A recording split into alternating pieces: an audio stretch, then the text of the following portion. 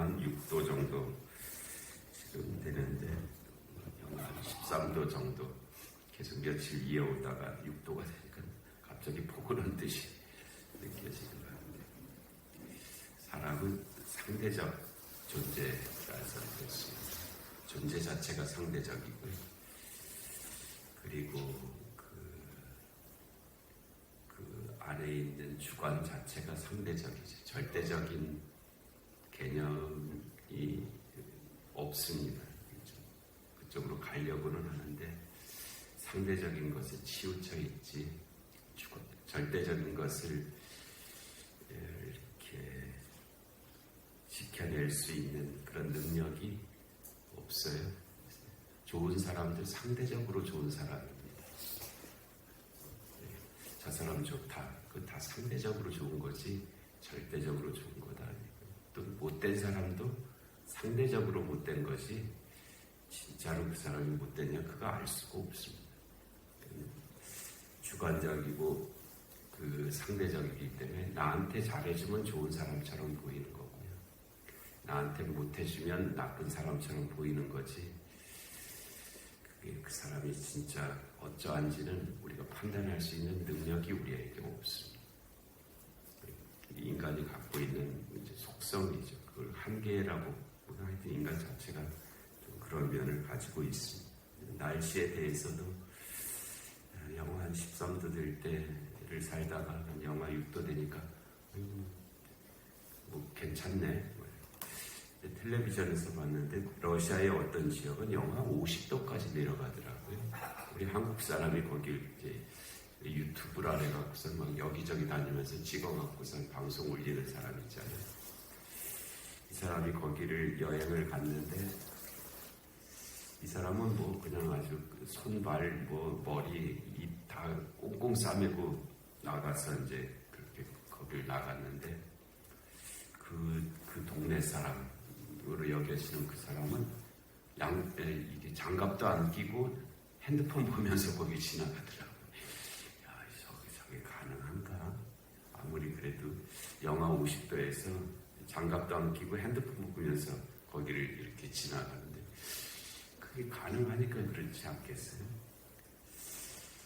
또 이 한편으로는 우리가 가지고 쓰는 이 핸드폰 영하 몇 도만 돼도 이게 작동 안 하거든요. 이게 건전지가 전지가 약해져 갖고서는 영하 50도에서도 작동하는 핸드폰이 다 있구나. 또 상대적이죠. 그래서 하여튼 그런 여러 가지 생각들이 있었습니다. 절대적인 것은 하나님만이 절대적이시거든요. 하나님만이 심판주가 되실 수가 있습니다. 6절 말씀에 하나님께로부터 보내심을 받은 사람이 있으니 그 하나님이시죠. 그 하나님, 절대자이신 하나님, 절대자이신 하나님으로부터 보내심을 받은 사람이 있다. 그의 이름은 요한이라. 근데 요한만 하나님이 보내시지는 않았을 거 아니에요. 그냥 요한을 소개할 때 하나님으로부터 보내심을 받은 자라고 그렇게 한 것인데 요한만 하나님이 보내신 그런 존재는 아닐 거고요. 모두라고 말하는 것은 우리가 그 한계를 정하는 말이기 되기 때문에 그렇게 말을 할 수는 없겠지만은 당연히 요한 외에도 많은 사람들이 하나님께로부터 보내심을 입은 자라고 보아야 할 것입니다. 여기에 계신 분들도 우연히 이 세상에 태어난 존재가 아니라 하나님께로부터 보내심을 받은 자, 저는 그 범주에 있다고 그렇게 여겨집니다. 하나님께서 나를 이 세상에 보내셨구나. 우리가 그 뜻을 다 알 수는 없지만 그래도 조금이라도 아는 것이라도 좀 실천하면서 사는 것이 필요하겠다. 또 그런 의미를 부여하고 내가 왜 사는지 모르겠다. 도대체 나 같은 인생이 왜 존재하는지 모르겠다. 그렇게 여길 것이 아니라 하나님께서 나를 보내셨다고 하는 이 전제를 부정하지 않는 삶. 더 적극적으로 하나님께서 나를 이 세상에 보내셨으니까 그 의미를 붙잡고, 의미를 붙잡는 게 믿는 거잖아요. 좀 믿고 좀 할 수 있는 데까지는 열심히 좀 살아봐야 되겠다. 그것이 이제 삶에 대한 우리의 태도인데, 그게 바로 이제 믿는다고 하는, 우리가 믿는다고 하는 그런 삶이 될 것입니다. 요한은 상대적으로 그 일을 좀 신실하게 해냈던 그런 인물이죠. 완전하지는 않았습니다. 반반이긴 한데요. 예수 그리스도에 대해서 의심을 하잖아요. 오실 그이가 당신이 오니까 우리가 다른 일을 기다리오리까. 이 요한의 의심인지 아니면 제자들에 대한 배려인지는 반반 정도로 남아있기는 해요. 하여튼 그는 순교당하는 그 시점까지 자기를 이 땅에 보내신 하나님의 뜻을 실천하는 일에 온 힘을 기울이면서 살아냈던 그런 인물입니다. 그의 이름이 요한이라, 헬라어 발음으로는 요한네스라는 발음인데, 요한네스를 좀 축약해서 요한, 거의 비슷하게 헬라어를 표현해낸 그런 발음이죠. 이 요한네스하고 제일 거리가 먼 발음이 존이라는 발음입니다. 존. 이게 영어에서는 요한을 존이라고 부르거든요. 우리 미국 쪽에 영화나 연속극 같은 거, 그런 거 보면 존이라는 이름이 많잖아요. 다 요한이라는 이름입니다. 근데 그 사람들 귀에는 왜 그렇게 들렸는지 요한네스라고 하는 이 헬라어를 존이라고 그렇게 불렀습니다. 그렇게 들린 모양이죠. 그러니까 그렇게 발음을 했고요. 그리고 이제 그 헬라어로 이렇게 기록은 했지만 모든 이름들은 다 그 히브리어에서 온 이름들입니다. 유대인들이기 때문에. 물론 이제 그 역사적으로 히브리어 이름을 안 쓰고 다른 문화권의 이름을 가져다가 쓴 사람들도 있기는 있어요. 근데 다 배경이 다 히브리어에서 온 이름들이라서 이 요한이란 이름의 히브리어는 요하난입니다. 요하난이 히브리어, 요한이라고 하는 이름의 히브리어 이름이 요하난. 그래서 하나님은 은혜로우시다, 그런 뜻입니다. 하나님은 은혜로우시다. 하나님은 은혜로우시다. 그런 이름이 요한이라고 하는 이름이 갖고 있는 히브리어의 뜻입니다. 근데 요한이 이제 대표적으로 두 사람 있잖아요. 더 많은 요한은 아주 흔한 이름인데요. 성경에서는 이 요한복음을 기록한 이 요한, 예수님의 12제자 중에 나이가 가장 어렸을 것으로 여겨지는 그 요한이죠. 그의 형은 야고보였습니다. 제일 먼저 순교하신 분이죠. 예수님의 제자 중에서 제일 먼저 순교한 분이 이제 야고보였고요. 요한은 그렇게 추정되죠. 제일 오래 살았을 것입니다. 그리고 이제 자연사 했을 것으로 여겨지는 인물이 이제 요한이고요. 그리고 이제 여기에 나오는 이 요한은 이제 세례 요한이죠. 사도 요한, 세례 요한 이렇게 구분해서 부르는데, 지금 그의 이름은 요한이라 이 요한은 이제 세례 요한을 가리키는 말입니다. 예수님보다 6개월 먼저 탄생하셨고, 그리고 어느 때가 지나서 광야에 가서 메뚜기와 석청을 먹고 약대 토롯을 입고, 이 약대 낙타를 가리키는 말인데요. 그 약대 그 가죽 옷을 입었다는 뜻이 아니고요. 그 약대 털로 된 그 옷감으로 된 그것을 입었다, 그런 뜻입니다. 굉장히 질기긴 하지만 거칠은. 우리는 지금 입고 있는 옷이 좋은 옷을 양모라 그러잖아요. 양의 털을 잘 가공해서 만든 옷감으로 입는데 부드럽죠. 그런데 그 약대 털옷은 아주 질기긴 하지만 한 번 입어서 평생 안 떨어질 옷이지만 거친 그런 옷을 입고, 그 요한이 메뚜기와 석청을 먹었다는 것은 자연에서 난 것을 먹었다는 뜻이잖아요. 자연에서. 근데 자연에서 난 것을 자기가 이제 채집해서 먹었다, 이제 그런 뜻이죠. 근데 다른 의미도 있는데 그것은 뭐냐면 남의 것을 먹지 않았다, 그런 뜻이에요. 물론 그것도 좀 더 벌의 것이고 뭐 메뚜기도 뭐 메뚜기의 것이고, 그런데 거기까지 가기는 좀 난감하고요. 남의 것을 먹지 않았다. 사람이 남의 것을 먹지 않아야 하고 싶은 소리를 합니다. 옳은 소리를 할 수가 있어요. 남의 것을 먹는 사람은 자기가 하고 싶은 말을 못합니다. 자기한테 먹을 거를 준 사람의 말을 하게 되어 있습니다. 그래서 정당하게 자기 것을 먹고 사는 사람이 자기 말을 하면서 살 수가 있어요. 이 요한은 그 당시에 남의 것을 먹지 않고 자기 것을 먹고 살았기 때문에 광야에서 위치는 자의 소리가 될 수가 있었던 것입니다. 이 사람이 만일에 저 예루살렘의 제사장 그 집에서 살았으면 이 말 못하죠. 다른 말 했을 것입니다. 일단 그의 이름은 요한이라 했어요.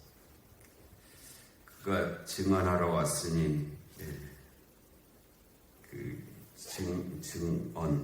증언은 이제 증언자의 자격은 두 가지입니다. 하나는 본 것이 있어야 되고 하나는 들은 것이 있어야 돼요. 본 것도 없고 들은 것도 없는 사람이 증언하면 거짓 증언입니다. 그래서 예수 그리스도의 증언자가 되기 위해서는 분명히 본 게 있어야 되고 들은 게 있어야 됩니다. 그가 증언하러 왔으니 곧 빛에 대하여 증언하고, 앞에 예수 그리스도께서 빛이라고 그렇게 말씀을 하셨잖아요. 이 예수 그리스도가 누구신지를 이 세상에 있는 물질 중에서 우리가 경험할 수 있는 그런 물질 중에서 존재하는 것 중에서 가장 예수 그리스도가 누구신지에 가깝게 표현될 수 있는 것이 빛이라서 빛으로 말씀하신 거죠. 예수님이 빛이라는 뜻은 아닙니다. 예수님의 그 존재는 이 세상에 존재하는 것과는 다른 거죠. 그러니까 예수님은 창조주로서의 존재 양식을 가지고 계셔요. 근데 그것은 이 세상에 존재하지 않습니다.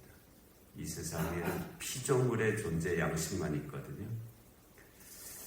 그래서 예수님은 창조주이시기 때문에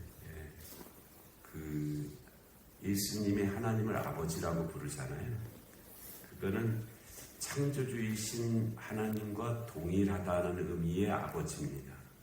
그러니까 우리처럼 뭐 자식이어서 아버지라고 부르는 그런 개념이 아니고요.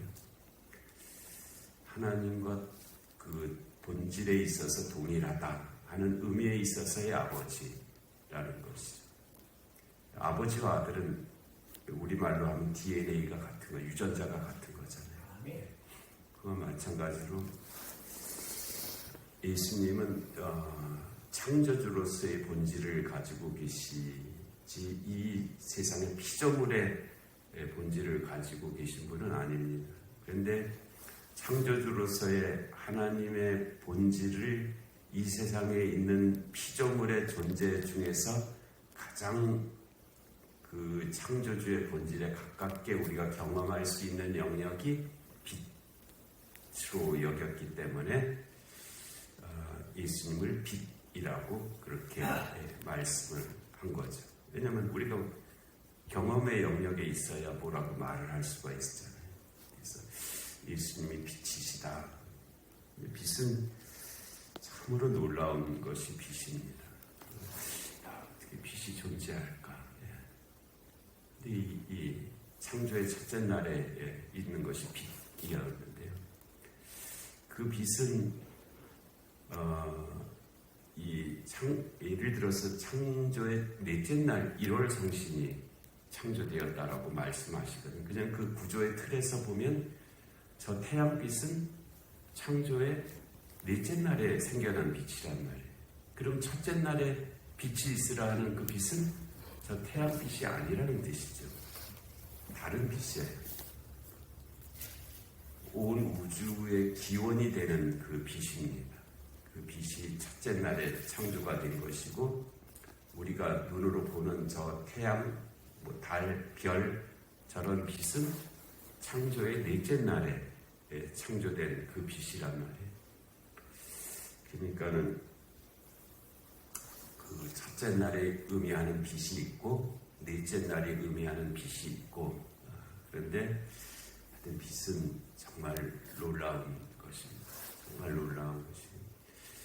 그냥 한 가지만 말씀드리면 빛의 속도가 30만 킬로미터거든요. 초속 30만 킬로미터. 1초에 30만 킬로미터를 이동하는 것이 빛입니다. 1초에 지구를 7번 반 정도를 돌 수가 있는 속도죠. 태양에서 우리 지구까지 8분 13초 걸려서 오는 것이 빛입니다. 근데 그 말은 1초에 30만 킬로미터를 이동하는 것이 빛인데요. 놀랍게도 지금 현재 이 우주에 존재하는 속도 중에 빛보다 빠른 속도가 없어요. 이것도 신기한 겁니다. 예를 들어서 1초에 30만 킬로미터, 그럼 왜 40만 킬로미터는 왜 안 돼? 50만 킬로미터는 왜 안 돼? 이게 이상하잖아요. 30만이라는 숫자가 그렇게 큰 숫자가 아니잖아요. 억도 아니고 조도 아니고. 그런데 이 우주에 1초에 30만 킬로미터를 이동하는 빛보다 빠른 속도가 존재하지를 않아요. 이것도 참 신기하죠. 어떻게 그럴 수가 있을까? 근데 그게 빛이에요. 또 그 빛을 통해서 모든 생명 에너지가 전달이 돼요. 무게도 없는데, 빛은 무게가 없는데 에너지를 갖다가 실어나른다고. 그래서 그 에너지를 우리가 받아서 지금 사는 거예요. 참 놀라운 거죠. 근데 예수 그리스도께서 그 빛이시다라고 이렇게 말씀을 하셨어요. 빛이 어둠에 빛이 돼 어둠이 깨닫지 못하더라. 이것이 예수 그리스도라고 이제 증언하는 그런 말씀인데, 그 말씀을 더 계속 따라가 보도록 하겠습니다. 내려오신 하나님 아버지, 귀한 새벽을 저희 허락하시고 빛으로 오신 주님, 그 주님을 증언하는 세례 요한에 대한 말씀을 하나님 저희들에게 주셨습니다. 저희들도 이 세상에 빛으로 오신 주님을 증언하는 그런 삶을 살아갈 수 있는 저희 모두가 되게 하여 주시옵소서. 영육간의 공고한 하나들을 긍휼히 여겨 주옵시고, 이 나라 이 민족 가운데 주님의 공의와 정의가 임하게 하여 주옵시고, 전쟁과 기근과 질병과 재난의 땅들 가운데 주의 긍휼하심이 함께 하여 주시옵소서. 오늘 금요기도 가운데 또 주일을 준비하는 일들 가운데 이 새벽의 기도 가운데 은혜를 더하여 주시기를 간절히 비옵고 예수님의 이름으로 기도하옵나이다. 아멘.